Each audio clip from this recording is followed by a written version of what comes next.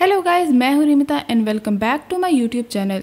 दोस्तों, आज मैं एक्सप्लेन करूंगी गॉब्लिन सीरीज का एपिसोड 13। तो चलिए बढ़ते हैं आज की कहानी की तरफ। गॉब्लिन जान चुका है कि ग्रिम रीपर ही वांग यू है और अब गॉब्लिन ग्रिम रीपर से कहता है कि 900 साल बाद आपसे मिलने का मौका मिला और मैं आपको पहचान ही नहीं पाया। और वो ग्रिम रीपर को उसके पिछले जन्म के नाम यानी वांग्यो के नाम से बुलाता है। गॉब्लिन कहता है कि 900 साल उसे आज भी अच्छे से याद है कि कैसे वांग्यो की एक बेवकूफी भरे आदेश पे किमशिन की बहन, उसका साथी और उसके सारे रिश्तेदार को मार दिया गया था। उसे लगता है कि भगवान आज भी राजा के ही साथ है और ये कहने के बाद वो वहाँ से चला जाता है। गॉब्लिन गुस्से में घर आता है और जियोंटक को वहाँ से चलने के लिए कहता है। ये लोग चेयरमैन यू के घर जा रहे थे क्योंकि गॉब्लिन ये जानने के बाद कि ग्रिम रीपर पिछले जन्म में वांग्यो था, उसके साथ उस घर में नहीं रहना चाहता था। गॉब्लिन जियोंटक से पूछता है कि क्या उसे इस बारे में पता था, जिसपे जियोंटक कहती है कि उसे एक मरे हुए व्यक्ति की आत्मा ने बात बताई थी, पर जियोंटक ने उस पर विश्वास नहीं किया और इसके बाद वो दोनों वहाँ से चले जाते हैं। ये दोनों दोकवा के दादाजी के यहाँ आए थे। गॉब्लिन दोकवा के दादाजी के यहाँ और जियोंटक सनी के यहाँ चली जाती है।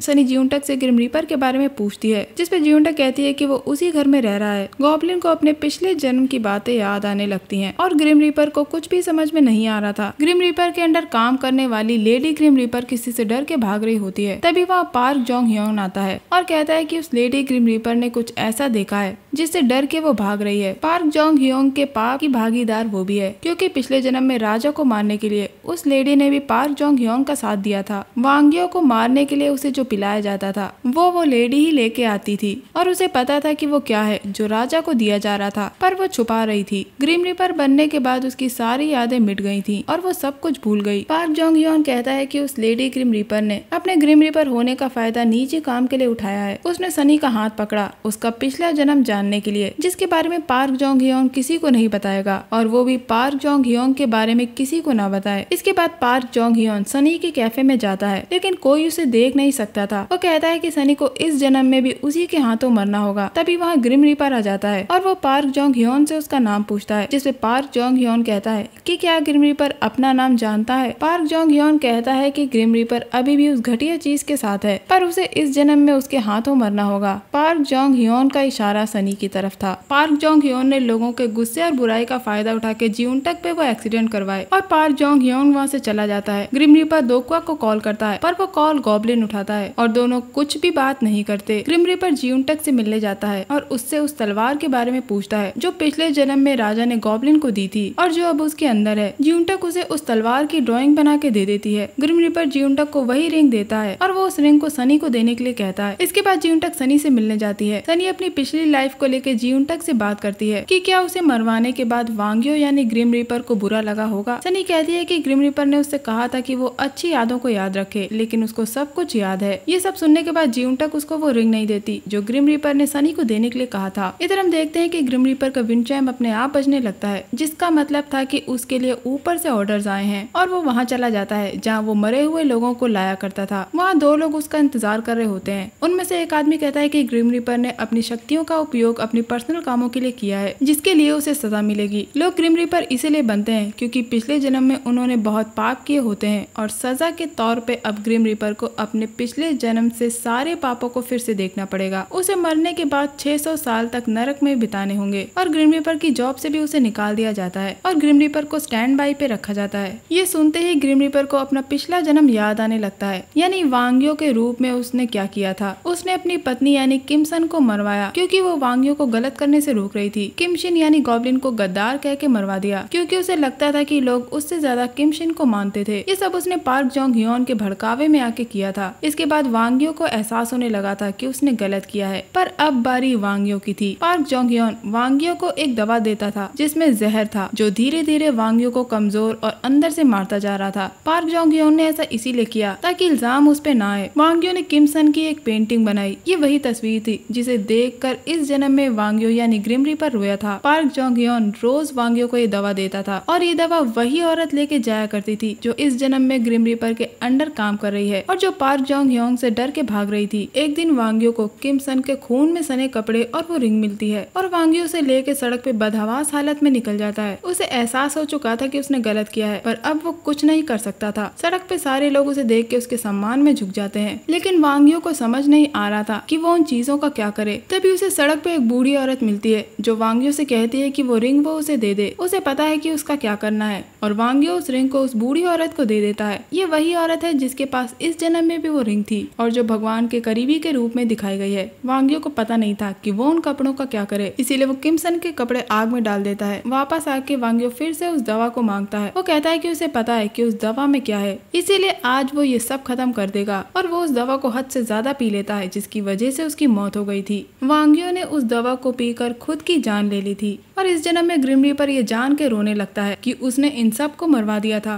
ग्रिम रीपर किम सन की तस्वीर को देख रहा होता है जो उसने पिछले जन्म में वांग्यो बन के बनाई थी। तभी वहाँ गॉब्लिन आ जाता है और वो ग्रिम रीपर से वो तस्वीर छीन लेता है। ग्रिम रीपर कहता है कि उसे याद है कि उसने सबको मरवा दिया था और ये भी कि वही वांग्यो है, जिसपे गॉब्लिन कहता है कि वांग्यो की वजह से ही किम सन ने सारा इल्जाम अपने सर लिया और मर गई, क्योंकि उसे पता था कि वांग्यो गलत कर रहा था और वो नहीं चाहती थी कि वांग्यो पे कोई इल्जाम लगे। इसीलिए उसे बचाने के लिए किम सन ने सारे इल्जाम अपने सर ले लिया। वांग्यो ने किम शिन यानी गॉब्लिन पर भी गद्दार का इल्जाम लगा के उसे मरवा दिया था। ये सुनने के बाद ग्रिम रीपर गॉब्लिन से कहता है कि वो उसे मार दे, जिसपे गॉब्लिन कहता है कि यही तुम्हारे पापों की सजा होगी। इसके बाद हम देखते हैं कि जियोंटक सनी को वो रिंग दे देती है जो ग्रिम रीपर ने उसे दी थी। तभी जियोंटक को वहाँ पार्क जोंग ह्योन दिखता है जो वहाँ सनी को मारने आया था, क्योंकि उसे लगता था कि पिछले जन्म में वांग्यो को दूर करने वाली किम सन यानी सनी थी। पर जियोंटक सनी को बचाने के लिए आगे आती है। जैसे ही पार्क जोंग ह्योन सनी को मारने जा रहा होता है, जियोंटक सनी के ऊपर झुक जाती है। जियोंटक के गर्दन पे बने निशान से एक रोशनी निकलती है जिसकी पावर पार्क जोंग ह्योन को वहाँ से भगा देती है। ये निशान जियोंटक की गर्दन पे उसके बचपन से था। ये इशारा था कि वही गॉब्लिन की ब्राइड है। जिसके बाद सनी जियोंटक को घर ले आती है और जियोंटक गॉब्लिन को समन करती है और गॉब्लिन वहाँ आ जाता है। गॉब्लिन देखता है कि जियोंटक की गर्दन पे वो मार गायब होने लगा है। ऐसा इसीलिए है क्योंकि जियोंटक को गॉब्लिन कई बार खतरे में डाल चुका था। वो जियोंटक से पूछता है कि क्या उसने पार्क जोंग ह्योन को फिर से देखा था, जिसपे जियोंटक कहते हैं कि हाँ, पर इस बार उसका निशाना वो नहीं बल्कि सनी थी। गॉब्लिन कहता है कि सनी की चिंता मत करो, कोई और उसको बचा लेगा। गॉब्लिन का इशारा ग्रिम रीपर की तरफ था। ग्रिम रीपर एक डेथ रजिस्टर तैयार कराता है पार्क जोंग ह्योन के नाम से, जो 900 सालों से भटक रहा है, और उसे देने के लिए वो अपने अंडर काम करने वाले एक और ग्रिम रीपर को बुलाता है और उसे वो डेथ रजिस्टर देता है। ग्रिम रीपर कहता है कि ये रूह 900 सालों से भटक रही है और लोगों की बुराइयों का फायदा उठाकर जिंदा है। ग्रिम रीपर बताता है कि वो उसे कंट्रोल नहीं कर सकता है क्योंकि इस वक्त वो स्टैंड बाई पे है, इसीलिए वो उसे प्रोसेस नहीं कर सकता और इसीलिए वो दूसरे ग्रिम रीपर से हेल्प मांगता है कि वो इस डेथ रजिस्टर को प्रोसेस करे, जिससे शायद ये लोग पार्क जोंग ह्योन को कंट्रोल कर सकते हैं। अब दूसरा ग्रिम रीपर को एक डेथ रजिस्टर देता है जियोंटक के नाम का। जब ग्रिम रीपर उसे खोल के देखता है तो उसे पता चलता है कि एक हफ्ते में जियोंटक मर जाएगी। ये बात बताने वो गॉब्लिन के पास जाता है। ग्रिम रीपर गॉब्लिन को ये बात बताता है तो गॉब्लिन कहता है कि अब समय से फर्क नहीं पड़ता। गॉब्लिन पूछता है कि क्या इसका कनेक्शन पार्क जोंग ह्योन से है। गॉब्लिन कहता है कि पार्क जोंग ह्योन उसकी बहन यानी सनी के आसपास है। ग्रिम रीपर कम से कम इस जन्म में तो उसे बचाए। ग्रिम रीपर पिछला जन्म याद करके पूछता है कि जिस दिन किम शिन की मौत होने वाली थी उस दिन वो राजा यानी वांग्यो की तरफ आगे क्यों बढ़ता जा रहा था, ये जानने के बावजूद कि वो मौत की तरफ बढ़ रहा था। जिस पर गॉब्लिन बताता है कि वो वांग्यो को कुछ बताना चाह रहा था। किम शिन ने पहले भी वांग्यो से मिलने की कई कोशिश की पर वांग्यो उससे नहीं मिला और वो किम शिन को हर बार किसी दौरे या लड़ाई पे भेज दिया करता था। पिछले राजा यानी वांग्यो के सौतेले भाई ने किम शिन से कहा था कि वो बहुत लापरवाह था, पर गॉब्लिन वांग्यो को ऐसा ना करने दे और वो वांग्यो को पार्क जोंग ह्योन से दूर रखे। गॉब्लिन यहाँ ये भी बताता है कि पिछले राजा वांग्यो की पत्नी यानी कि किम सन और किम शिन वांग्यो को बहुत प्यार करते थे, इसीलिए वो वांग्यो को गलत करने से रोकना चाहते थे। गॉब्लिन बताता है कि वांग्यो के सौतेले भाई ने उसे पार्क जोंग ह्योन को मारने को कहा था जो इस जन्म में पूरा करना होगा। वो ग्रिम रीपर से कहता है कि पार्क जोंग ह्योन को मार दो। गॉब्लिन जियोंटक से मदद मांगता है। वो जियोंटक को एक बिल्डिंग की टेरेस पे लेके जाता है और कहता है कि जैसे ही वो कॉल करे जियोंटक तुरंत उसे समन करे। इतना कह के गॉब्लिन वहाँ से चला जाता है। गॉब्लिन की जाते ही पार्क जोंग ह्योन वहाँ आ जाता है ताकि वो जियोंटक को मार सके और अब जियोंटक की गर्दन का निशान भी गायब हो चुका था और पार्क जोंग ह्योन इसी का इंतजार कर रहा था। गॉब्लिन जियोंटक को फोन करके उसे समन करने को कहता है। जियोंटक जैसे ही गॉब्लिन को समन करने जाती है पार्क जोंग ह्योन जियोंटक को मारने की कोशिश करता है, पर किसी तरह जियोंटक गॉब्लिन को समन कर देती है और गॉब्लिन वहाँ आके पार्क जोंग ह्योन को पीछे धक्का दे देता है। जियोंटक गॉब्लिन से खुद को मारने के लिए कहती है। वो कहती है कि गॉब्लिन जियोंटक को मार दे, नहीं तो पार्क जोंग ह्योन उसके अंदर आके उस तलवार को निकाल देगा और गॉब्लिन मर जाएगा। जियोंटक के इतना कहते ही पार्क जोंग ह्योन उसके अंदर आ जाता है, पर तभी वहाँ ग्रिम रीपर आ जाता है और उसकी आवाज के जोर से पार्क जोंग ह्योन जियोंटक की बॉडी से बाहर निकल जाता है, जिसके बाद जियोंटक बेहोश हो जाती है। अब गॉब्लिन जियोंटक के हाथ से